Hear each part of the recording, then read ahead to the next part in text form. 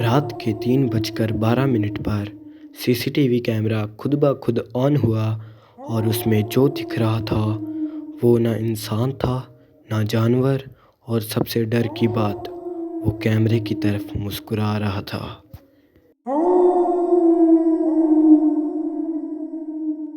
मेरा नाम रोहित है। मैं एक प्राइवेट अपार्टमेंट बिल्डिंग में नाइट सिक्योरिटी गार्ड था। हमारा बिल्डिंग में CCTV control room ground floor पर था। हर रात की तरह मैं स्क्रीन चेक कर रहा था, तभी स्क्रीन नंबर 4 ब्लैंक हुई। लगा सिस्टम एरर होगा, पर फिर मुझे किसी का बैरियर का परछाई दिखी।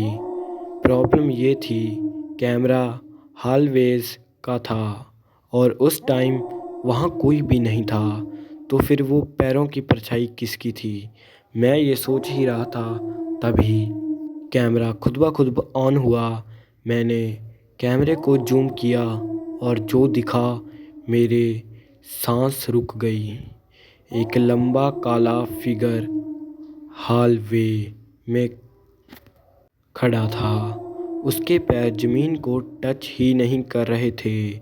उसका चेहरा ठीक से दिख नहीं रहा था, पर उसकी आंखें वो सीधी कैमरे की तरफ देख रहा था।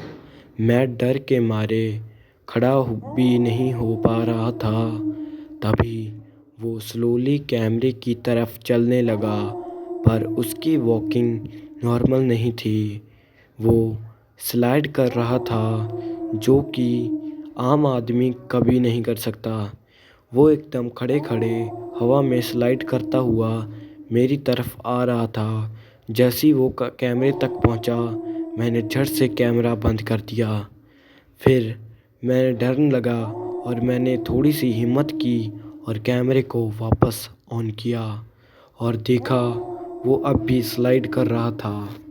इसके बाद मैं सिक्योरिटी गार्ड को बुलाने लगा। सिक्योरिटी गार्ड को बुलाने के लिए मैं रेडियो उठाया और ग्राउंड मैनेजर को बुलाया। भाई, 4th फ्लोर हॉलवेज चेक करो। मैनेज के कहा, भैया यहाँ तो कोई नहीं है। मैं कैमरे पर ही देख रहा था और वो शैडो अब भी वहाँ थी। सडनली मनोज की आवाज़ रेडियो पर चेंज हो गई। रोहित, मेरे पीछे कोई खड़ा है। पर लाइन कट। सीसीटीवी में कुछ दिखाई नहीं दे रहा था। वो शैडो अब भी हॉलवे में थी, पर मनोज के पीछे कोई शैडो ही नहीं थी। तो वो शैडो किसकी थी? ये देखकर मैं पूरी तरह से हैरान था। तभी मैं थोड़ी थोड़ी कदमों की आवाज़ सुनने लगता हूँ। वो सुनाई, मुझे ऐसा लग रहा था कि वो परछाई धीरे धीरे मेरी तरफ आ रही है। इसे सुनकर मेरी हार्ट बीट बहुत ज़्यादा तेज़ हो जाती है और मेरा बीपी बढ़ने की वजह से मैं वहीं पर बेहोश हो जाता हूँ। तभी मेरी थोड़ी थोड़ी आँख धीरे धीरे खुलने लगती है और मैं थोड़ी सी हिम्मत कर कर खड़ा होता हूँ। लाइट हॉलवे में फ्लिकर होने लगी। कैमरा थोड़ा थोड़ा ग्लिच कर रहा था। तभी शैडो ने अपना हाथ उठाया और स्क्रीन पर लिखा जैसे मोशन किया। नेक्स्ट सेकंड सीसीटीवी में वर्ड अपीयर हुआ, टर्न अराउंड। मैं फ्रीज हो गया। मैं कंट्रोल रूम में अकेला था। पास की विंडो का ग्लास धीरे धीरे फॉग ही गया और उस पर ही किसी ने उंगली से लिखा, आई एम हियर। मेरा हार्ट बीट इतनी फास्ट थी जैसे रुक ही जाएगी। मुझे इतना ज़्यादा डर लगने लगा कि मुझे पीछे मुड़ने में इतना ज़्यादा डर लग रहा था कि मैं वहाँ से हिलने भी कोशिश नहीं कर रहा था। मुझे ये था, अगर मैं थोड़ा सा भी हिलता हूँ तो पता नहीं मेरे साथ क्या होगा। मैं थोड़ी सी हिम्मत कर कर मैं डर के मारे तुरंत पीछे मुड़ने की कोशिश करता हूँ। फिर मैं धीरे धीरे पीछे मुड़ा, पर वहाँ कोई नहीं था। जब वापस सीसीटीवी स्क्रीन की तरफ देखा तो पूरी स्क्रीन पर सिर्फ मेरा ही फेस था, पर वो मैं नहीं लग रहा था।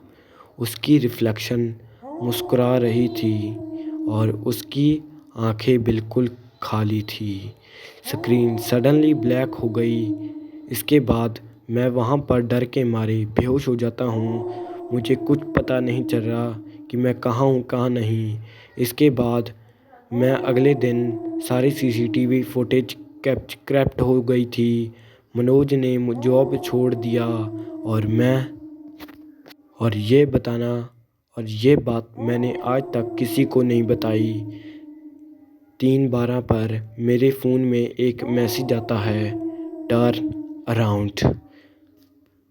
उस दिन के बाद हुआ तो कुछ नहीं, पर हर रात 3:12 पर मुझे सिर्फ एक मैसेज आता है, टर्न अराउंड। इसका मुझे मतलब नहीं पता, पर इतना पता है जिस दिन इसका मतलब पता लग गया उस दिन पता नहीं मैं बचूंगा या नहीं। ये वीडियो यहीं पर एंड होती है। अगर आपको थोड़ी सी भी ये वीडियो अच्छी लगी हो तो वीडियो को लाइक एंड चैनल को सब्सक्राइब कर देना, क्योंकि भाई इसके सब्सक्राइबर बहुत ही कम है। मिलते हैं नेक्स्ट वीडियो में। Thank you for watching. Bye.